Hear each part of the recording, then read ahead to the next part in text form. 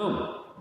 Senang sekali berjumpa lagi dengan saudara, sahabat belajar Alkitab bersama, di mana kita kurang lebih 3 minggu tidak bertemu. Sukacita yang tak terhingga ketika kita bisa belajar bersama kembali di saat yang indah ini. 3 minggu tidak berbuat apa-apa menjadi beban tersendiri buat saya. Karena ada banyak orang yang rindu mendengarkan firman Tuhan. Di jam yang indah ini, kita akan belajar tentang jalan kebenaran. Bagian pertama, mengikuti Yesus. Mengikuti Yesus ini sama dengan ketika kita diperhadapkan kepada pilihan. Kenapa saya katakan diperhadapkan kepada pilihan? Contoh sederhana. Ada orang yang lahap makan, ketika di meja dihidangkan makanan yang sesuai dengan seleranya. Ada daging, ada ayam goreng, ada rendang, ada ayam gulai, sayur lengkap. Dia akan tambah. Tapi di saat bersamaan ada juga dia makan dengan penuh sukacita sekalipun hanya tahu, tempe, sayur putih atau sayur sup dengan garam. Pilihan saudara-saudara. Ada juga orang yang mau mengikut Yesus ketika diperhadapkan kepadanya satu kenyataan realita hidup. Jika kita baca kisah seorang artis tata busana yang dia pergi ke tanah suci, pulang dari tanah suci, dia malah menerima baptisan. Menerima Yesus sebagai juru selamat pribadinya. Di saat yang bersamaan ada juga orang yang pulang dari Yerusalem. Dia pulang bukannya semakin taat, tapi malah dia membelakangi Yesus. Pilihan saudara-saudara.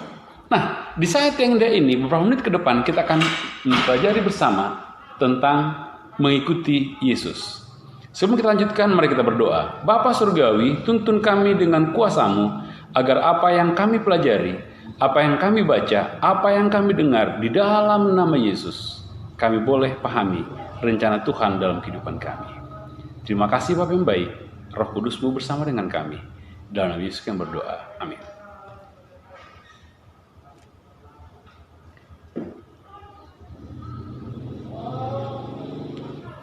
Apabila seseorang mengaku Kristen, persatuan Kristus dan orang percaya itu dikusertakan, itu akan sama dengan persatuan yang terdapat di antara Allah dan Kristus.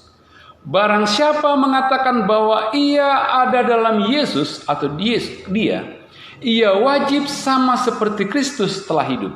1 Yohanes 2 ayat 6. Adalah nyata bahwa hidup dalam Kristus mencakup kehidupan Kristen sehari-hari. Saudara dan saya adalah pengikut Yesus. Jika kita pengikut Yesus, maka seharusnya saudara dan saya adalah dipersatukan. Seharusnya saudara dan saya dipersatukan dalam Allah. Naluri iman kita, pikiran kita senantiasa berfokus kepada pelayanan Yesus. Sesuai dengan 1 Yohanes 2 ayat 6. Yohanes 15 ayat 10.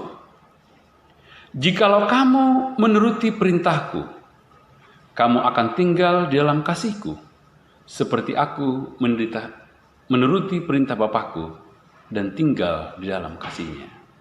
Yohanes 17 ayat 4. Aku telah mempermuliakan engkau di bumi dengan jalan menyelesaikan pekerjaan yang kau berikan kepadaku untuk melakukannya. Yohanes 4:34, kata Yesus kepada mereka, makananku ialah kehendak Dia yang mengutus aku dan menyelesaikan pekerjaannya. Ciri-ciri orang yang mengikut Yesus yang pertama adalah menuruti perintah Allah. Yang kedua, ciri-ciri orang yang mengikut Yesus senantiasa menuruti perintah. Selain menuruti perintah, dia tinggal di dalam kasih Allah. Dan yang ketiga, ciri-ciri orang yang mengikut Yesus dimanapun dia berada, motivasi hidupnya, motivasi pelayanannya adalah mempermuliakan Yesus. Mempermuliakan Yesus lewat apa? Lewat pekerjaan yang Tuhan berikan kepada saudara dan saya. Dan yang keempat, membagi makanan rohani, firman Tuhan kepada semua orang. Saudara dan saya diutus oleh Yesus menjadi duta-duta besar Kristus dimanapun kita berada. Di masa yang sulit ini, pandemi ini, kita diperhadapkan kepada kenyataan hidup, roh kerendahan hati. Tabiat Yesus harus menjadi bagian kita. Saat ini demo buruh berlangsung ketika ditetapkan undang-undang pekerja, di mana pesangon diberikan oleh perusahaan tidak lagi seperti yang lalu, di mana kalau buruh bekerja, pas bekerja kecelakaan, tidak lagi menerima santunan dari perusahaan. Dan itu menjadi sebuah ketakutan yang luar biasa, sehingga mereka turun ke lapangan. Tapi dalam Kristus Yesus, kita tidak perlu turun ke lapangan, menyuarakan hal-hal yang telah ditetapkan oleh pemerintah. Kita perlu turun ke lapangan menceritakan bahwa Allah yang kita sembah, Yesus Kristus yang kita ikuti, adalah penyedia berkat setiap hari.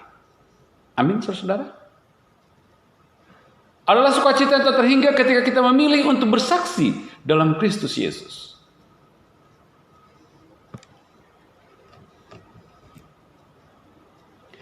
Ketika Yesus memanggil murid-muridnya yang pertama, apa yang dianjurkan untuk mereka lakukan? Matius 4 ayat 19. Yesus berkata kepada mereka, ya, saya buka dulu Alkitab kita, Alkitab saya, dalam Matius 4 ayat 19.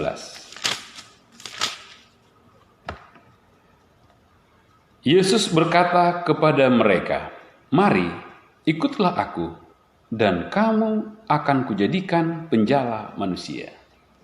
Saya seorang guru. Maka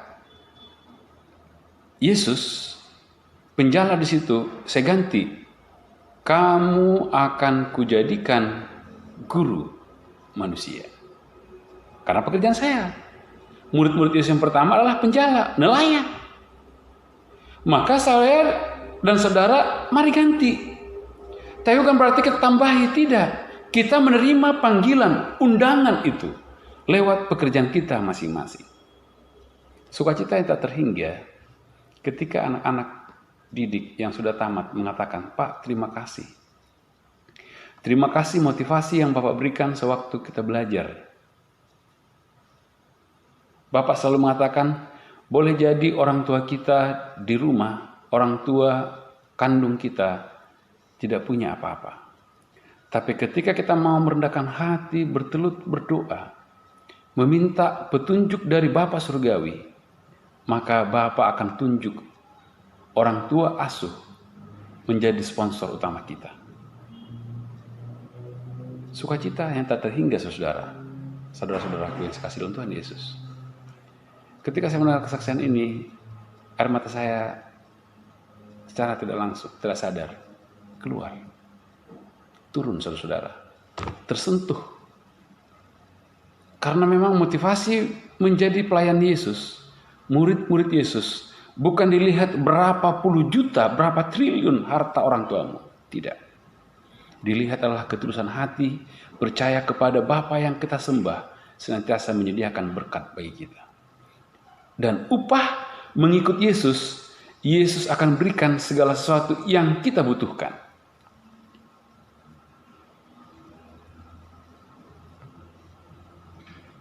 Barang siapa melayani aku, ia harus mengikut aku, dan di mana aku berada, di situ pun pelayanku berada. Barang siapa melayani aku, ia akan dihormati Bapa. Sukacita yang tak terhingga ketika kita turut serta dalam pelayanan. Anak-anak yang sudah tamat itu katakan apa?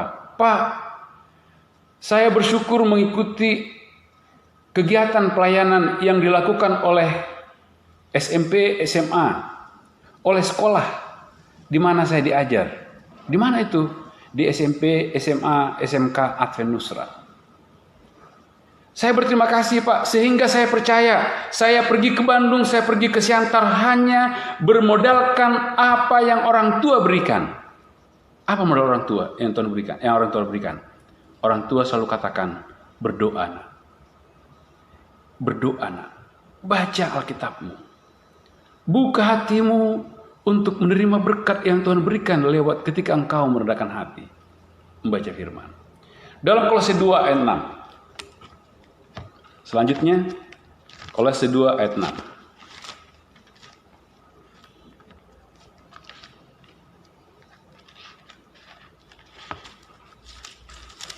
Kupang sangat panas, saudara. Boleh jadi sekarang nih 32 derajat. Tapi bersyukur, sekalipun 30 derajat, mungkin dengan jalan begini, COVID-19 tidak akan pernah singgah di kota Kupang. Apalagi di Nelbaki tempat saya tinggal. Kolose 2 ayat 6. Bunyinya apa? Kamu telah menerima Kristus Yesus Tuhan kita. Karena itu hendaklah hidupmu di dalam Dia. Hendaklah hidupmu tetap di dalam Dia. Apakah kehidupan kita sudah hidup dalam Kristus? Di dalam Yesus? Apakah pelayanan kita adalah pelayanan untuk meninggikan dan memuliakan Yesus? Itu yang menjadi pertanyaan. Dalam Yohanes 12 ayat 26 katakan apa tadi? Barang siapa melayani aku, ia akan dihormati Bapa. Barang siapa melayani aku, maka di situ pun aku berada. Luar biasa janji Tuhan, saudara-saudara. Luar biasa. Dan saya pribadi bersyukur, berterima kasih mengenal Yesus lewat iman. Mengenal Yesus lewat mendalami firman-Nya. Dan saya juga yakin percaya bahwa saudara-saudara akan bertanya, bagaimana caranya mengikuti Yesus? Melayani. Bagaimana cara mengikuti Yesus? Muliakan Dia lewat pekerjaan kita. Bagaimana kita melayani Yesus? Rendahkan hati di hadapan sesamamu. Rendahkan hati di hadapan penciptamu. Rendahkan hati di hadapan juru selamatmu. Maka Dia akan utus Roh Kudus untuk saudara berani mengisahkan Yesus kepada semua orang. Entah itu Kristen, entah itu non-Kristen, atau agama apapun dia. Ketika kita bertemu dengan dia, biarlah cahaya kemuliaan Yesus berada dalam diri kita. Dan itu menjadi terang kebenaran bagi orang lain. Kenapa? Karena hidup kita sama dengan Yesus. Amin.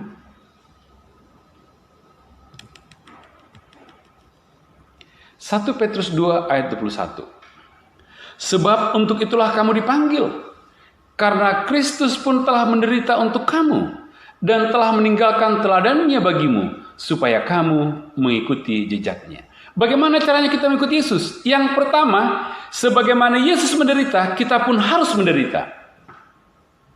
Yang kedua, teladan Yesus menjadi tolak ukur keberhasilan hidup kita. Dan yang ketiga, mengikuti jejaknya. Nanti dalam hal mengikuti jejak ini kita akan belajar di bagian kedua. Sedih rasanya jika ada seseorang mengatakan, agama apapun itu yang penting mengikuti Yesus. Betul. Tapi teladan kehidupan Yesus harus menjadi tolak ukur kehidupan kerohanian kita. Tidak menggurui, saudara. Matius 16 ayat 24 sampai 26. Ini panggilan bahkan menjadi perenungan bagi saudara dan saya. Lalu Yesus berkata kepada murid-muridnya, "Setiap orang yang mau mengikut aku, ia harus menyangkal dirinya, memikul salibnya dan mengikut aku. Karena barang siapa mau menyelamatkan nyawanya, ia akan kehilangan nyawanya. Tetapi barang siapa kehilangan nyawanya karena aku, ia akan memperolehnya.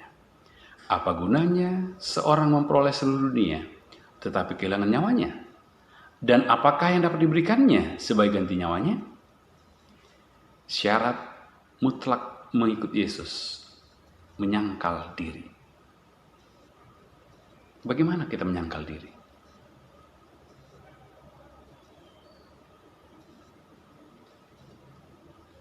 Ini yang perlu kita renungkan bersama.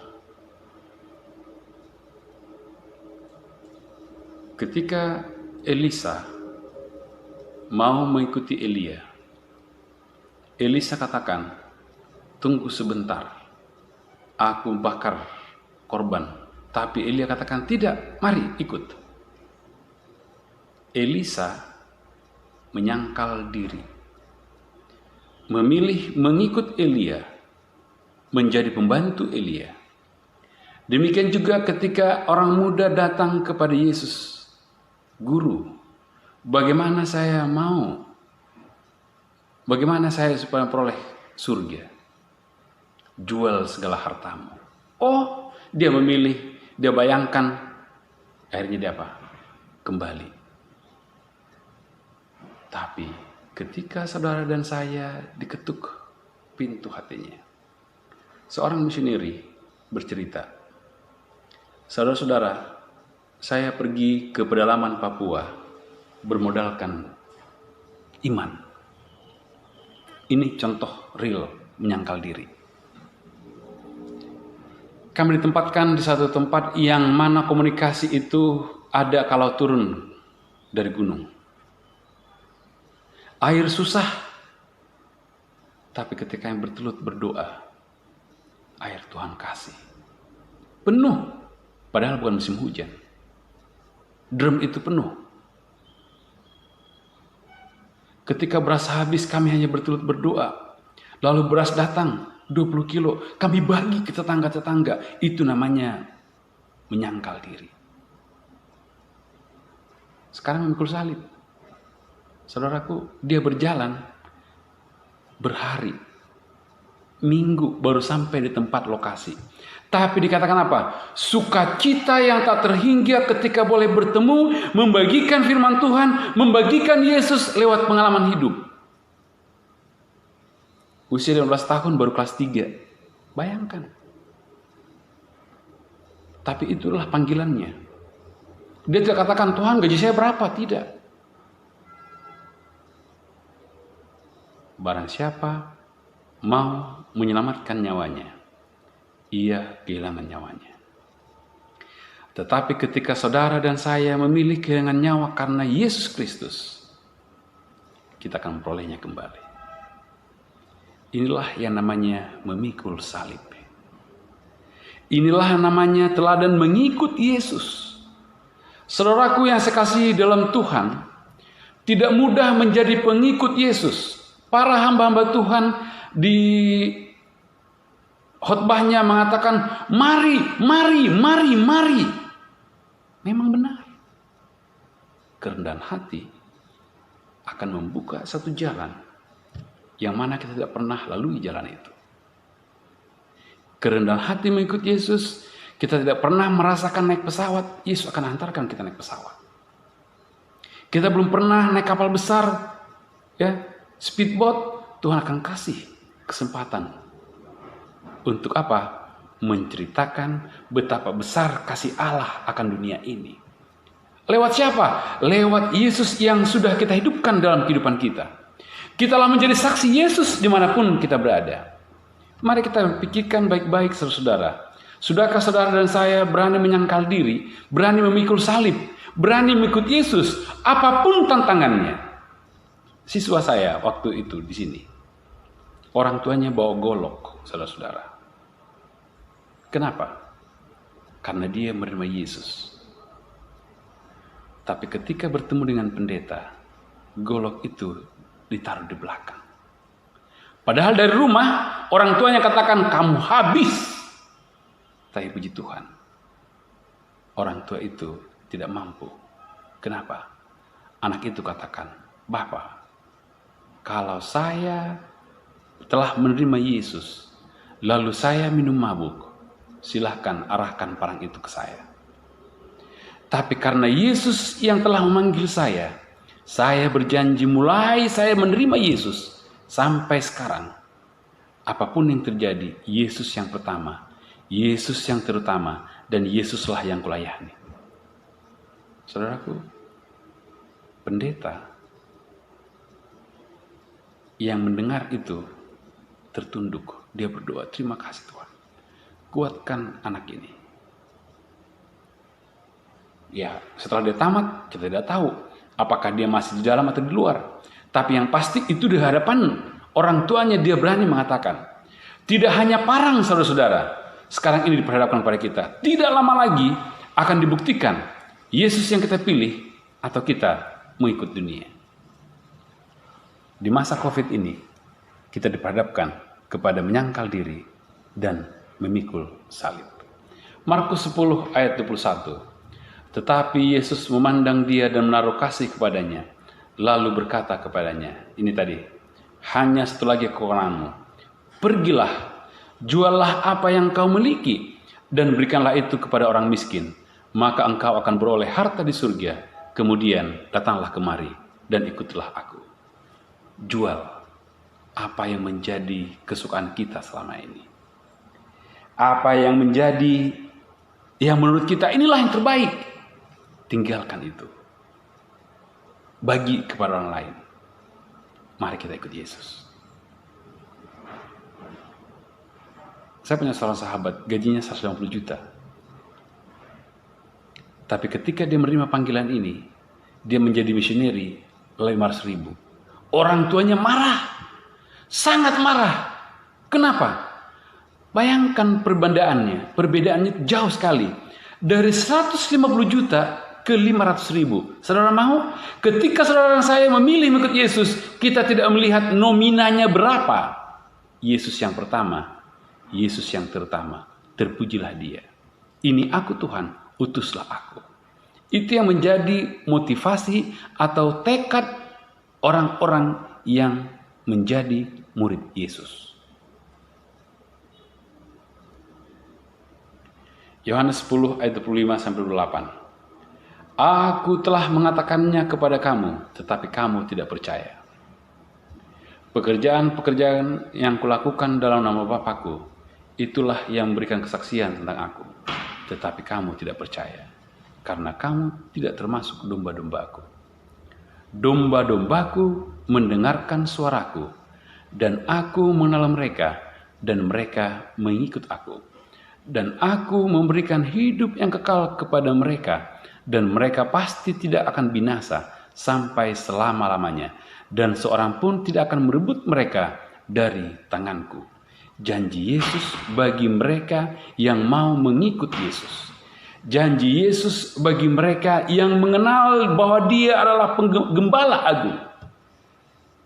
Janji Yesus kepada kita domba-dombanya yang mengenal dan mendengar suaranya dan memilih mengikut Dia. Apa janjinya? Memberikan hidup yang kekal. Saudaraku, untuk apa kita memperoleh harta dunia, tapi kita tidak bertemu di surga? Untuk apa kita memiliki rekening gendut, di bank, tapi tetangga yang kelaparan kita abaikan. Itu bukan pengikut Yesus. Buat apa kita punya rumah lebih dari 3? Karena ada lagu mengatakan, mengapa berumah di tempat sesat? Karena Yesus menyediakan tempat. Apa tempat yang disediakan? Hidup kekal. Kekal di mana? Di surga. Bersama siapa? Bersama dengan Dia, penebus kita yang ajaib. Amin.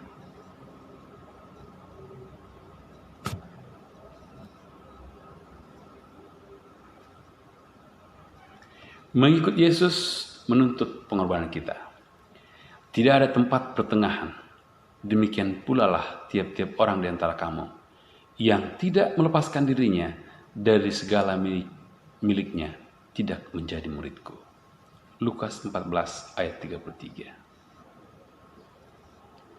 Mari, saudaraku yang saya kasihi dalam Tuhan, yakinlah, percayalah, bahwa ketika kita memilih mengikut Yesus, hal-hal yang tidak pernah kita pikirkan, itulah yang Yesus pikirkan untuk kita. Hal-hal yang tidak pernah kita rasakan, itulah yang Yesus rasakan untuk kita rasakan bersama. Hal-hal yang belum pernah membuat kita bersuka cita, itulah yang akan Yesus berikan kepada kita. Sukacitanya apa? Menderita di tengah-tengah pelayanan. Menderita di tengah-tengah menceritakan kabar baik ini kepada semua orang. Like dan subscribe saudara, bukan itu yang utama. Like-nya saudara terhadap Yesus Kristus menjadi pengikut Yesus, itu yang terutama. Anda bagikan apa yang Anda alami kepada orang lain, dan video ini Anda bagikan kepada orang lain, itu juga merupakan sukacita yang tak terhingga. Kenapa? Karena Anda tidak mau makannya sendiri. Tapi Anda berharap orang yang mendengarnya membuka hati. Saya terkadang miris, saudara. Mirisnya, banyak orang yang like kalau itu bicara tentang yang salah. Banyak orang yang subscribe kalau itu menjadi bahan tertawaan. Tapi para pengikut Yesus tidak demikian. Saya tidak memaksa saudara supaya saudara menonton habis. Tidak. Tapi ini adalah pilihan saudara. Pilihan untuk mengikut Yesus. Dan apa sukacita berikut ketika kita memilih Yesus? Mari kita pahami baik-baik pernyataan berikut ini.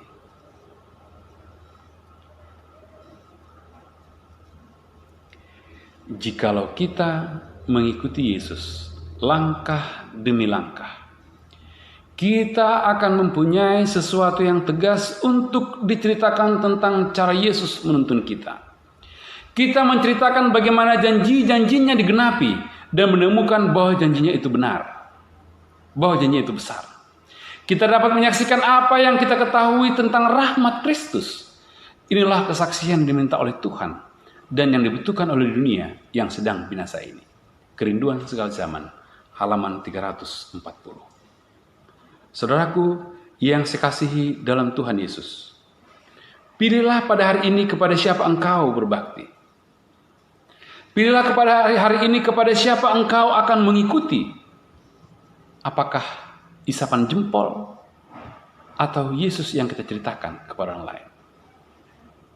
Saya berupaya menjadi saluran berkat.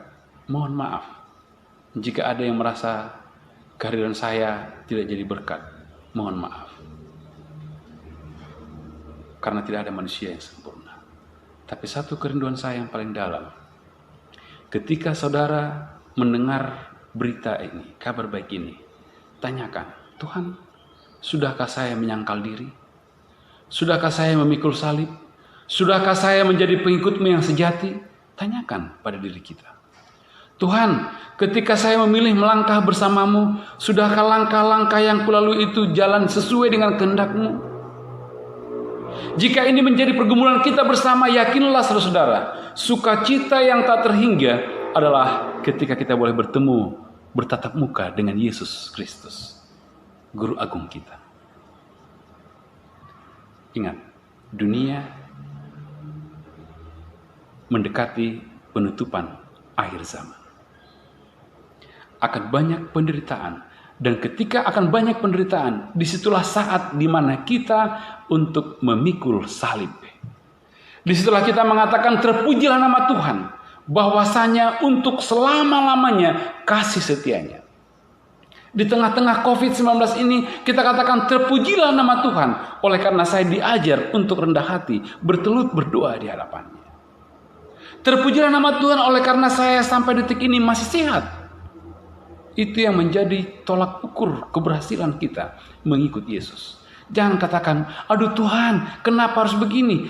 Kita harus katakan, terpujilah. Aku bersyukur memiliki Yesus. Aku bersyukur memiliki guru agung. Aku bersyukur memiliki seorang penolong. Sukacita kita untuk kita bagikan kepada orang lain.